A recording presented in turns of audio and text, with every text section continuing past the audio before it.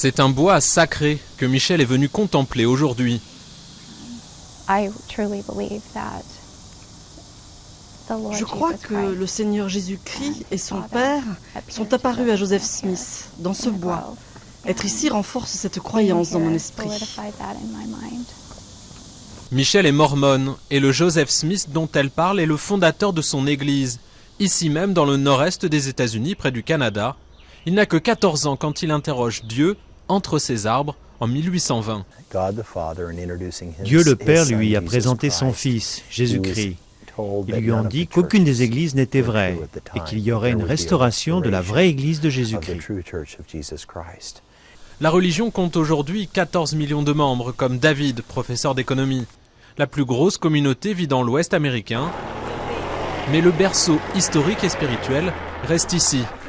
Des dizaines de milliers de pèlerins visitent tous les ans une réplique de la maison de Smith. Tous connaissent l'histoire incroyable de la révélation du jeune prophète. C'est l'endroit exact où Joseph enfant a reçu la visite d'un ancien prophète. L'ange Moroni lui est apparu ici 3 fois en une nuit. L'ange Moroni donne à Joseph des plaques en or chargées d'inscriptions divines qu'il transcrira en anglais sous la forme du livre de Mormon, un Nouveau Testament qui raconte l'arrivée en Amérique d'une famille de Jérusalem 600 ans avant Jésus-Christ et la résurrection du Christ sur cette nouvelle terre promise. Le